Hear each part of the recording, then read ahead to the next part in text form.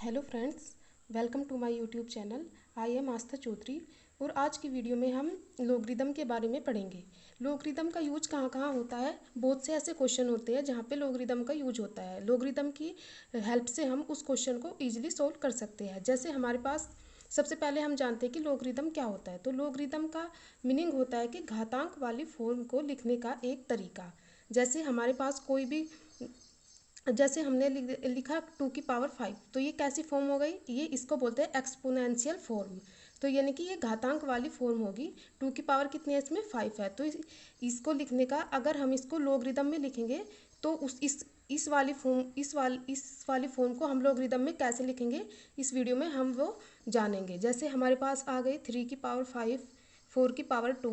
ये सब इन जो पावर वाली फॉर्म होती है, जिनको हम क्या बोलते हैं, एक्सपोनेंशियल फॉर्म बोलते हैं। तो इनको हम सीखेंगे कि लोगरिदम में कैसे लिखा जाता है।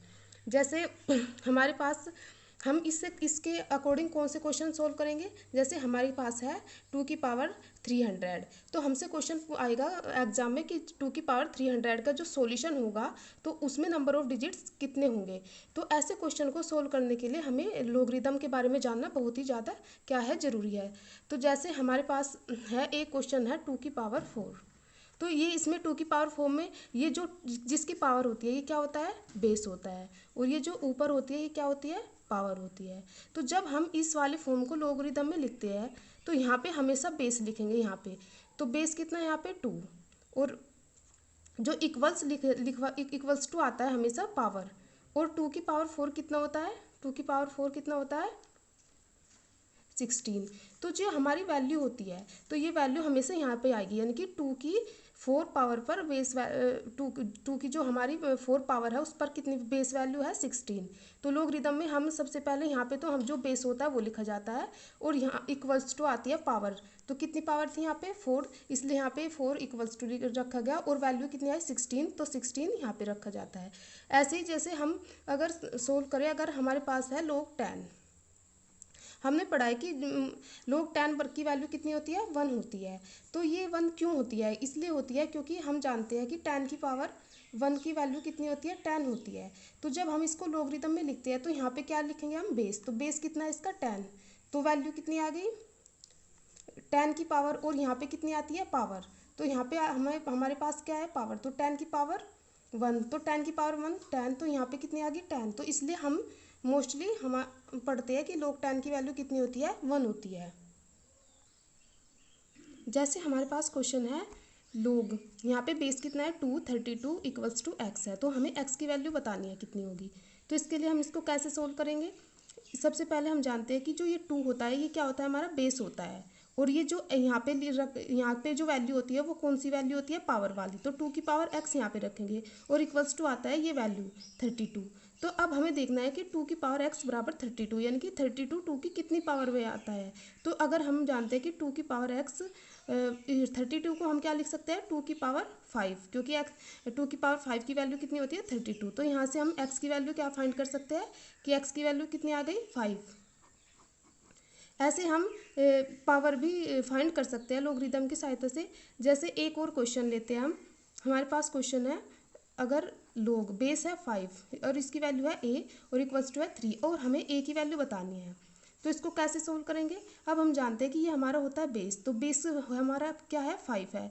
तो ये जो होती है ये क्या होती है, इक्वल्स टू में पावर होती है। तो 5 की पावर 3 की वैल्यू कितनी है, a है। तो हमें a की वैल्यू बतानी है। तो a इक्वल्स टू क्या आ गया हमारा 5 की पावर 3। तो 5 की पावर 3 की वैल्यू कितनी होती है 125। तो यहाँ से हमने क्या फाइंड की, a की वैल्यू फाइंड की। जैसे हमारे पास एक क्वेश्चन है, हमारे पास है लोग बेस हमारे पास 5 है, और 5 बेस पर x, 5 बेस की x पावर पर वैल्यू 125 है, और हमें ये x क्या है जो पावर है ये बतानी है।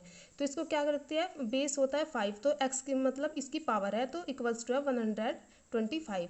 तो हमें x की वैल्यू बतानी है। तो 5 की पावर x इक्वल्स टू 125 कितना होता है, ये होता है 5 की पावर 3।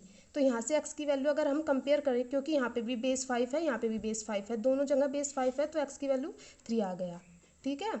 ऐसे ही अब जैसे हमारे पास क्वेश्चन है कि लोग बेस है 10 और इसकी वैल्यू कितनी है 10 की x पावर पर वैल्यू 1000 है। तो हमें x की वैल्यू बतानी है कि 10 की किस पावर पर वैल्यू कितनी होगी 1000 होगी। तो इसको क्या लिखते हैं 10 की पावर x इक्वल्स टू लिख लेंगे 1000। तो 10 की पावर x इक्वल टू 10 की पावर 3, क्योंकि 1000 को 10 की पावर 3 लिख सकते हैं। तो अगर हम दोनों साइड से कंपेयर करें तो x की वैल्यू 3, यानी कि जो 10 की पावर 3 पर वैल्यू कितनी होती है 1000 होती है। ऐसे अगर हम ये वाला क्वेश्चन देखें तो यहाँ पे भी 10 की पावर x इक्वल्स टू 10,000 है।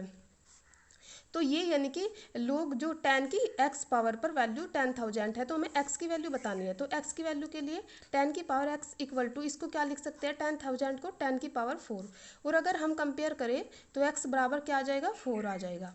तो इसके द्वारा हम इन ऐसे छोटे छोटे क्वेश्चन से सबसे पहले हम लॉगरिदम के बारे में बेसिक नॉलेज लेंगे, और उसके बाद हम लॉगरिदम को जानने के बाद जब हमसे ये पूरा आ जाएगा कॉन्सेप्ट, तो हम इसके बेस पर जो नंबर ऑफ डिजिट्स वाले क्वेश्चन हैं वो सोल्व करेंगे।